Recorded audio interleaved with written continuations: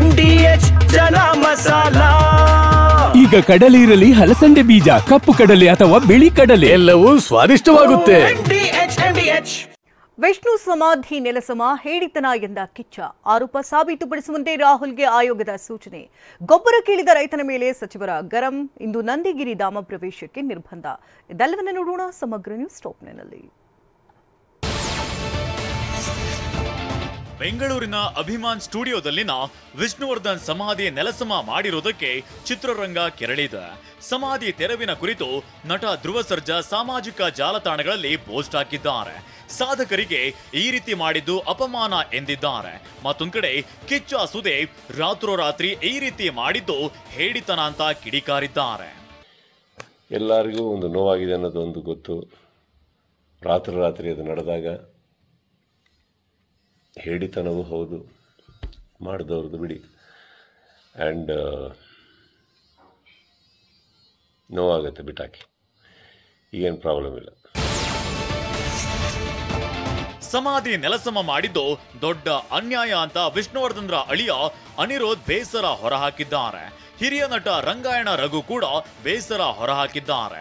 ಮತ್ತೊಂದು ಕಡೆ ವಿಷ್ಣು ಸೇನಾ ಸಮಿತಿಯಿಂದ ಕೆಂಗೇರಿ ಸ್ಟೇಷನ್ಗೆ ದೂರು ನೀಡಿದೆ. ಭಾವನಾತ್ಮಕವಾಗಿ ನಮ್ಮ ಕನ್ನಡಿಗರ ಜಾಗ ಅದು, ಅಷ್ಟು ಸ್ಮಾರಕ, ಅದು ಸಮಾಧಿ ಜಾಗ ಏನಿದೆ ಅದು ಏಕಾಏಕಿ ನೀವು ಈ ತರ ತೆರವುಗೊಳಿಸಿದ್ರೆ ಹೇಗೆ? ಇದು ಅನ್ಯಾಯ, ಇದು ದೊಡ್ಡ ದುರಂತ. ಸರ್ಕಾರಗಳು ಸಂಸ್ಥೆಗಳು ಮಾಡದಂತಹ ಒಂದು ಸ್ಮಾರಕ ಡಾಕ್ಟರ್ ವಿಷ್ಣುವರ್ಧನ್ ಅವರಿಗೆ ಅವರ ಅಭಿಮಾನಿಗಳಿಂದನೇ ಆಗುತ್ತೆ.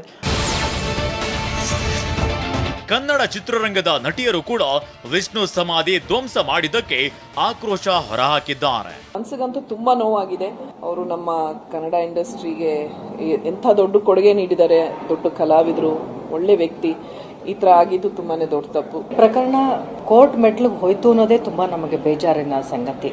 ಯಾಕಂದ್ರೆ ವಿಷ್ಣು ಸರ್ ಎಂತ ದೊಡ್ಡ ಲೆಜೆಂಡ್ರಿ ಅಂದ್ರೆ ನಾವು ಮಣ್ಣಾಗ ಹೋದ್ರೂ ಅವ್ರ ನೆನಪು ಮಣ್ಣಾಗಲ್ಲ. ನಮ್ಮ ಹೃದಯದಲ್ಲಿ ಜಾಗ ಕೊಟ್ಟರು ಒಬ್ಬ ಕಲಾವಿದನಿಗೆ ನಮ್ಮ ಮನೇಲಿ ಒಂದು ಜಾಗ ಕೊಡಲ್ವಾ? ನಮ್ಮ ಜಮೀನಲ್ಲಿ ಜಾಗ ಕೊಡಲ್ವಾ? ನಮ್ಮ ಜಾಗದಲ್ಲಿ ಜಾಗ ಕೊಡಲ್ವಾ? ಖಂಡಿತ ಕೊಡ್ತಿದ್ವಿ.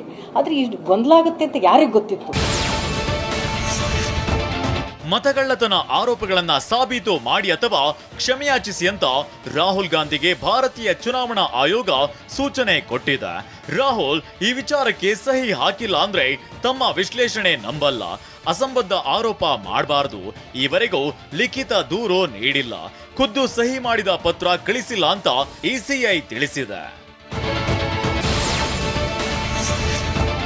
ಬಿಜೆಪಿ ಮತಕಳ್ಳತನ ಮಾಡಿ ಇವಿಎಂ ದುರ್ಬಳಕೆ ಮಾಡಿ ಅಧಿಕಾರಕ್ಕೆ ಬಂದಿದೆ ಅಂತ ಸಿಎಂ ಸಿದ್ದರಾಮಯ್ಯ ಆರೋಪಿಸಿದ್ದಾರೆ.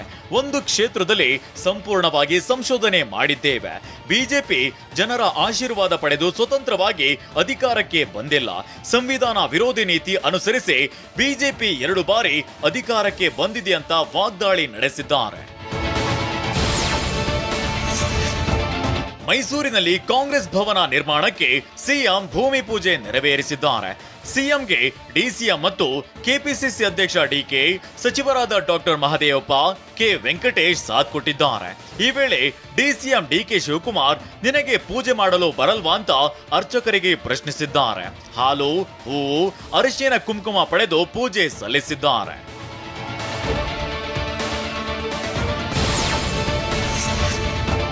ರಸಗೊಬ್ಬರ ಕೇಳಿದ್ದಕ್ಕೆ ಕೃಷಿ ಸಚಿವ ಚಲುವರಾಯಸ್ವಾಮಿ ರೈತರನ್ನ ಗದರಿದ್ದಾರೆ.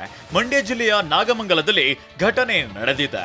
ಚಲುವರಾಯಸ್ವಾಮಿ ಬಿತ್ತನೆ ರಾಗಿ ವಿತರಣೆ ಕಾರ್ಯಕ್ರಮದಲ್ಲಿ ಭಾಷಣ ಮಾಡುತ್ತಿದ್ದಾಗ ಗ್ಯಾರಂಟಿ ಬಗ್ಗೆ ಪ್ರಸ್ತಾಪಿಸಿದ್ರು. ಈ ವೇಳೆ ಮೊದಲು ರಸಗೊಬ್ಬರ ನೀಡುವಂತೆ ರೈತ ಕೇಳಿದ್ದಾರೆ. ಕೋಪಗೊಂಡ ಸಚಿವರು ಕೆಂಡಾಮಂಡಲರಾಗಿದ್ದಾರೆ. ಪ್ರತಿ ಮನೆಗೆ 2,000 ರೂಪಾಯಿ ಈ ತಾಲೂಕಿಗೆ 300 ಕೋಟಿ ಕೊಡ್ತಾ ಇದ್ದೀವಿ ಪ್ರತಿ ವರ್ಷ. ತಮಾಷೆ ಆಡೋದಲ್ಲ. ಟಿವಿ9 ವರದಿ ಬಳಿಕ ಕೊಪ್ಪಳ ಜಿಲ್ಲಾಡಳಿತ ಎಚ್ಚೆತ್ತುಕೊಂಡಿದೆ.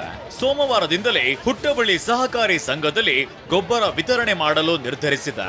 ಗೊಬ್ಬರ ಸಿಗದ ಕಾರಣಕ್ಕೆ ರೈತರು ನಿನ್ನೆ ಪ್ರತಿಭಟಿಸಿದ್ರು. ಇದೀಗ ಹಲವು ಷರತ್ತು ವಿಧಿಸಿ ಯೂರಿಯಾ ಗೊಬ್ಬರ ವಿತರಣೆಗೆ ತೀರ್ಮಾನಿಸಿದೆ. ಜಮೀನು ಹೊಂದಿರೋ ರೈತನ ಪಹಣಿ, ಆಧಾರ್ ಕಾರ್ಡ್ ಕಡ್ಡಾಯಗೊಳಿಸಿದೆ.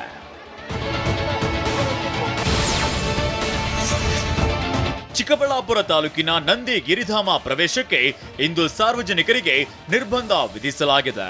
ಮಾನ್ಸೂನ್ ರನ್ ಕಾರ್ಯಕ್ರಮ ಹಿನ್ನೆಲೆಯಲ್ಲಿ ಇಂದು ಮುಂಜಾನೆ 4 ಗಂಟೆಯಿಂದ ಮಧ್ಯಾಹ್ನ 1 ಗಂಟೆವರೆಗೂ ಬಂದ್ ಮಾಡಲಾಗಿದೆ. ಈ ಬಗ್ಗೆ ಚಿಕ್ಕಬಳ್ಳಾಪುರ ಜಿಲ್ಲಾಧಿಕಾರಿ ರವೀಂದ್ರ PN ಆದೇಶ ಹೊರಡಿಸಿದ್ದಾರೆ. ವಾಹ್, ಯಾಕೆ ಈಗ ಬಂತ ಸ್ವಾದ? ಖಂಡಿತ ಈಗ ಬಂತು ಅಸಲಿ ಸ್ವಾದ. MDH chunky chaat masala life ಅಲ್ಲಿ ಅಸಲಿ ಸ್ವಾದ ತರುತ್ತೆ. ಅಸಲಿ ಮಸಾಲ, ಎಸ್ ಎಸ್ MDH.